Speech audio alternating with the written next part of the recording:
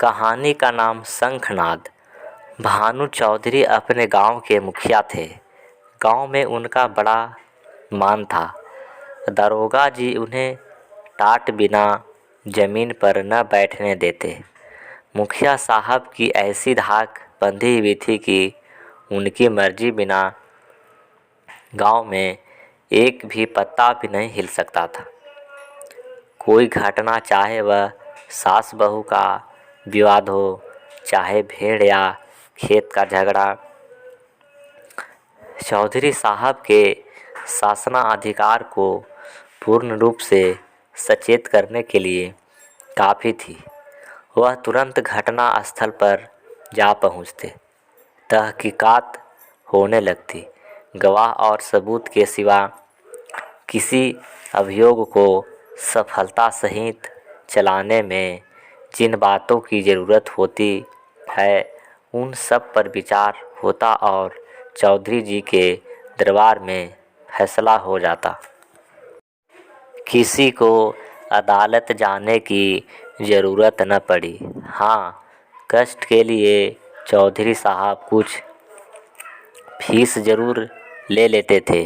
यदि किसी अवसर पर फीस मिलने में असुविधा के कारण उन्हें धीरज से काम लेना पड़ता तो गांव में आफत मच जाती थी, क्योंकि उनके धीरज और दरोगा जी के क्रोध में कोई घनिष्ठ संबंध था। सारांश यह कि चौधरी से उनके दोस्त दुश्मन सभी चौकन्न रहते थे। चौधरी महाशय के 3 सुयोग्य पुत्र थे। बड़े लड़के बिताना एक शिक्षित मनुष्य थे। डाकिया के रजिस्टर पर दस्तखत कर लेते थे। बड़े अनुभवी, बड़े मर्ग्य, बड़े नीति कुशल, मिजाज की जगह कमीज पहनते, कभी कभी सिगरेट भी पीते, जिससे उनका गौरव बढ़ता था। यद्यपि उनके ये दुर्दशा बूढ़े चौधरी को नापसंद थे, पर बेचारे विवश थे, क्योंकि अदालत और कानून के मामले बितान के हाथी में थे। वह कानून का पुतला था। कानून की दफ़ाएं उसकी ज़बान पर रखी रहती थी। गवाह गढ़ने में वह पूरा उस्ताद था। मंझले लड़के शान के चौधरी कृषि विभाग के अधिकारी थे। बुद्धि के मंद लेकिन शरीर से बड़े परिश्रमी थे। जहाँ घास न जमी हो वहाँ केसर जमा देते। तीसरे लड़के का नाम गुमान था। वह बड़ा रसिक, साथ ही उड़न भी था। मुहर्रम में ढोल इतने ज़ोर से बजाता कि कान के पर्दे फट जाते। मछली फंसाने का बड़ा शौकीन था। बड़ा रंगीला जुबान था। गजड़े बजा बजाकर जब वह मीठे स्वर से ख्याल गाता तो रंग जम जाता। उसे दंगल का ऐसा शौक था कि कोसों तक धावा मारता। पर घरवाले कुछ ऐसे सुस्त थे कि उसके इन व्यसनों से तनिक भी सहानुभूति न रखते थे। पिता और भाइयों ने तो उसे ऊसर खेत समझ रखा था। घुड़की, धमकी, शिक्षा और उपदेश, स्नेह और विनय, किसी का उस पर कुछ भी असर न हुआ। हाँ, भावजे अभी तक उसकी ओर से निराश न हुई थी। वे अभी तक उसे कड़वी दवाइयाँ पिलाई जाती थी, पर आलस वह राजरोग है जिसकी रोगी कभी नहीं संभलता। ऐसा कोई बिरला ही दिन जाता होगा कि बाके गुमान को भावजे के कुटुंब वाक न सुनने पड़े हो। ये विषैले सर कभी कभी उसके कठोर हृदय में चुभ जाते, किंतु यह घाव रात भर से अधिक न रहता। भोर होते ही थकान के साथ ही यह पीड़ा भी शांत हो जाती।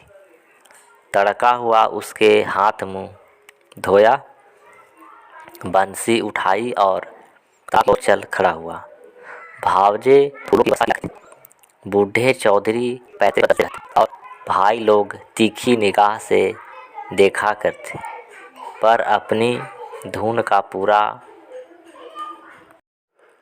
गुमनाम उन लोगों के बीच इस तरह अकड़ता चला जाता जैसे कोई मस्त हाथी कुत्तों के बीच से निकल जाता है। उसे सुमार्ग पर लाने के लिए क्या क्या उपाय नहीं किए। बाप समझता बेटा ऐसी राह चले जिसमें तुम्हें भी पैसे मिले और गृहस्थी का भी निर्वाह हो। भाइयों के भरोसे कब तक रहोगे? मैं पका आम हूँ, आज टपक पड़ा या कल, फिर तुम्हारा निर्वाह कैसे होगा? भाई बात भी न पूछेगा।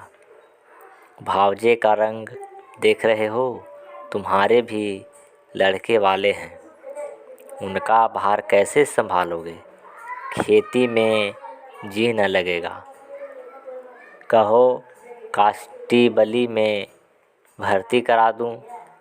बाका गुमान खड़ा खड़ा यह सब सुनता, लेकिन पत्थर का देवता था, कभी न पसीजता। इन महाशय के अत्याचार का दंड उनकी स्त्री बेचारी को भोगना पड़ता था। मेहनत के घर के जितने काम होते वे उसी के सिर थोपे जाते। उपले पाथवी कुएं से पानी लाती, आटा पीसती और 30 भर भी जेठानियाँ सीधे मुंह बात न करती। वाक वानों से छेदा करती। एक बार जब वह पति से कई दिन रूठी रही तो बाके गुमान कुछ नरम हुए। बाप से जाकर बोले, मुझे कोई दुकान खुलवा दीजिए। चौधरी ने परमात्मा को धन्यवाद किया, भूले न समाए। कई 100 रुपये कर